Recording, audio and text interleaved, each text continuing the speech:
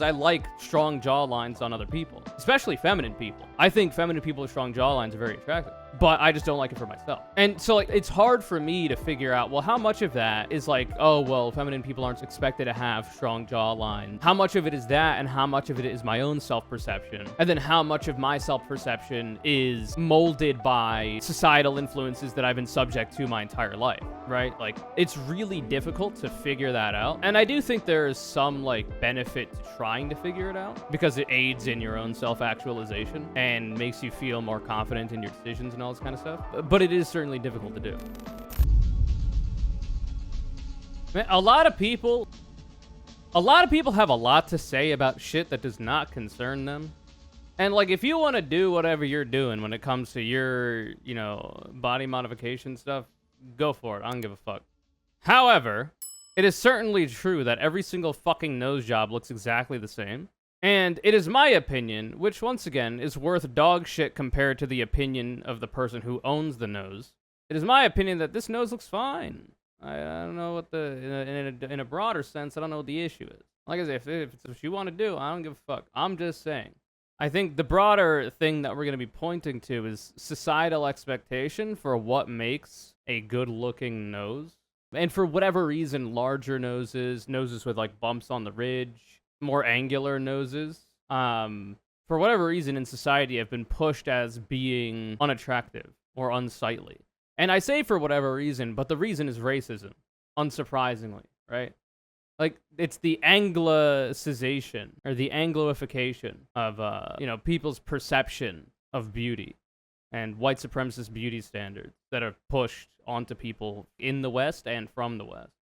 Or, like, everybody is apparently supposed to be having these tiny little button noses.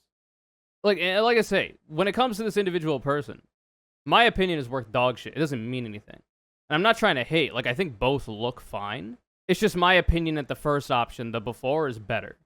It's more, like, characteristic. There's more personality to it. It's not as samey. And I don't think it's unattractive either. But so, like, the only thing we can really talk about is how much of decisions like this, of people going into getting a nose job when they have, like, larger, more angular, bump, like, nose ridge, hooked nose, kind of like noses.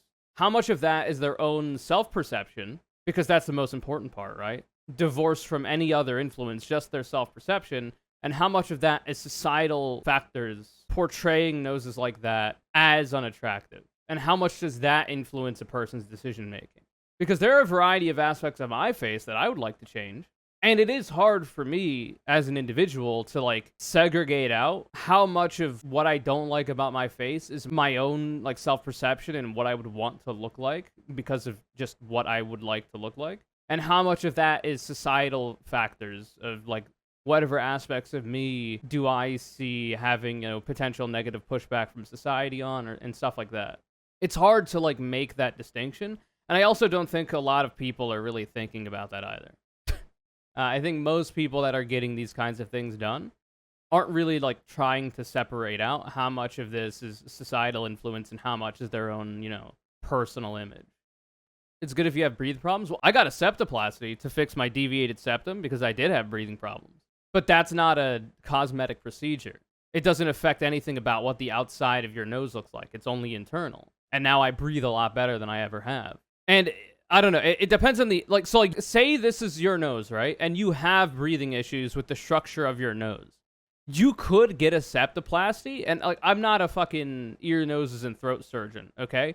I'm willing to bet, considering my nose is not, like, the platonic ideal of a cute nose, though it's, like, it's definitely closer to it than a nose like this, given, like, beauty standards in society, which are bullshit and I disagree with.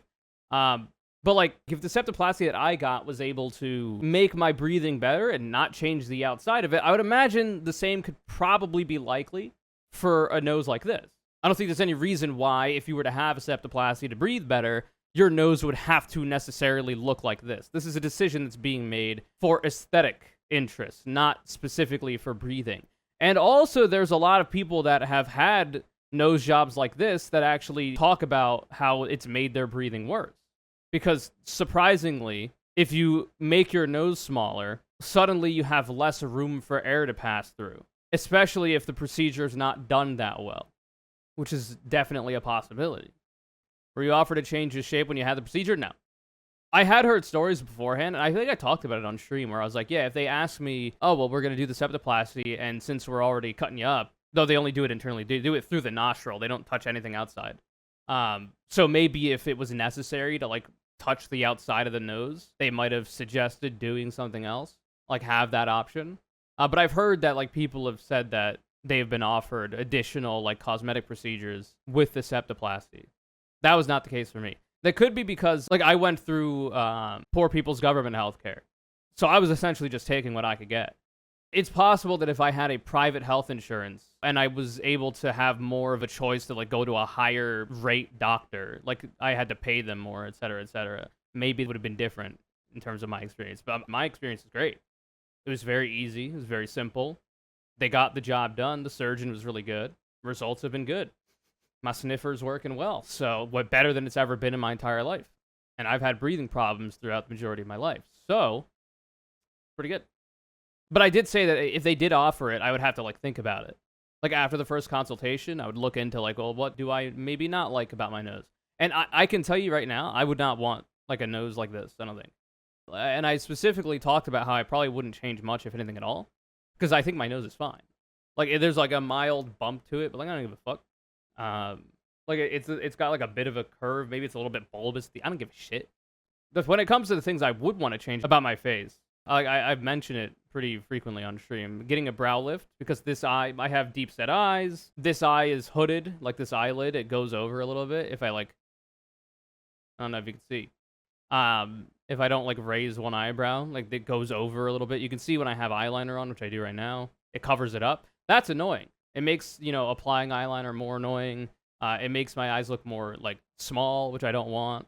So getting a brow lift, very simple procedure. It just opens up the eyes a bit more.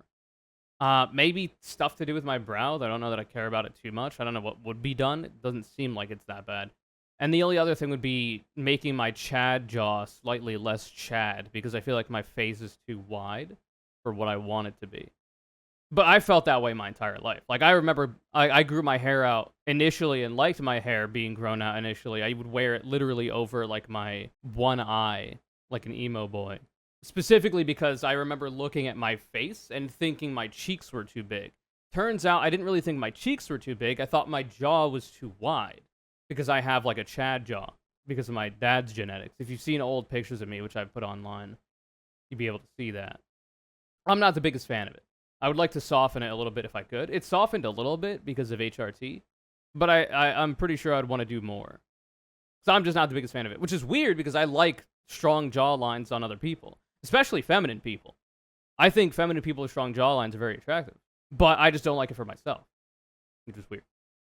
And so it's hard for me to figure out, well, how much of that is societal pushback for if I'm trying to present more femininely, which I am. You know, I try to go in between, like, androgynous to feminine. It's rare that I dip further into, like, the masculine side of things. How much of that is, like, societal expectation for feminine people, and that, like, they're not supposed to have, like, more defined brows, I guess, or they're expected to have bigger eyes, so getting a brow lift would make my eyes appear bigger. Though simply solving for the hooded eyelid, I think, is just a thing that anybody should have access to because it can be annoying. It's like a weird logistical, physical thing that doesn't necessarily need to be that way. I see it anyway as one of, like, the more simple cosmetic procedures. Because, like, you're literally just moving your eyebrows up a little bit so that your eyelids aren't hooded anymore. Pretty simple. Not really changing a whole lot. How much of it is like, oh, well, feminine people aren't expected to have strong jaw lines or whatever. How much of it is that, and how much of it is my own self-perception? And then how much of my self-perception is molded by the societal influences that I've been subject to my entire life, right? Like, it's really difficult to figure that out, to parse that out. And I do think there is some, like, benefit to trying to figure it out, because it just aids in your own self-actualization and makes you feel more confident in your decisions and all this kind of stuff. But it is certainly difficult to do. Now, if I go back in time to literally middle school, when I was in my early teens and I had the same ideas about thinking my face is too wide and I didn't like it, and that stuck with me until now I'm 27, I think it's a safe bet that that's just a thing that I don't like about myself, that if I could change it, I probably would. So I might as well if I have the opportunity, right? That seems fair. But yeah, so like I say, once again, my opinion on this, when it comes to this person's self-perception, is worth dog shit. It doesn't mean anything. It is worthless. Because what matters here is what this person thinks about for themselves and the decision that they've made for themselves, right? But if we talk about it in a broader sense, like I've been trying to here, you know, the Western beauty standards, the anglicized and white supremacist beauty standards that people are subjected to, and the societal repercussions of deviating from that through no fault of your own, because people are born with the face that they have, etc., etc., it's just very interesting to me. Because, like I say, I think there is so much more personality to a nose like this. And I just happen to find larger noses attractive, too. So maybe that's my bias. I don't know. To me, I prefer the before than the after. But like I say, my opinion, worth dog shit. Doesn't matter. So when all my other body hair gone, my hair type makes it a problem? Yeah. Funnily enough, my hair type also makes it a problem for me. But because my hair is so light, that laser is not very good. So light and sparse. But, like, it's still there, and, like, in person. In any kind of, like, intimate, interpersonal engagement that I've not gotten up to in, like, the last 10 years of my life, almost. But if it happens, you know, it is there, it is present. Obviously, the person I'm with shouldn't give a fuck about it, because if they do, I'm not going to be with them, but you know what I mean. For me, personally, I don't like how it looks either. Like, even the small amount of hair that I have. But, like, getting rid of it with laser is not as easy because of how light works, right? The better candidates for laser hair removal are people with fairer skin and darker hair. And the alternative is electrolysis, which is much more laborious. It goes follicle by follicle, because you literally stick a little electrode into the follicle and zap it. And that's going to be a lot of work on your fucking legs. So laser is easier for larger surface area. Laser also grows back. Well, you have to get multiple sessions, and yeah, it can. It just depends. Usually it grows back more sparse, not as bright. Is my understanding. And electrolysis is the only FDA-approved permanent hair removal solution because it is follicle by follicle, because it, you know, fucks with the individual follicles rather than in a more permanent way, which is why it's the only one that the FDA approves as actually being permanent. It's just going to be a lot more money, a lot more sessions, a lot more time, and a lot more pain because it's follicle by follicle. It doesn't feel great. I've had it done. Such a struggle. I've always hated my shoulders. They're too broad, but legit no one notices it's a me thing. There's things about that too. Like there'll be times where like I'll have like, oh, my XYZ, I don't like how it looks. And other people will be like, what the fuck are you talking about? You're a goddamn idiot, imbecile, stupid dickhead. You're very, you know, you look good, blah, blah, blah, blah, blah. But like the separation that we're making there is one's own self-perception and the perception of people in society that are not you, right? So, like, people can think that I look good or whatever, or, like, whatever facet of my appearance looks good, but that doesn't really mean a whole lot to me because I care about what I think about myself, right? Not what other people think about me. So, like, it's nice that people say that, but it doesn't really change the fact that I don't believe what they believe. I don't know.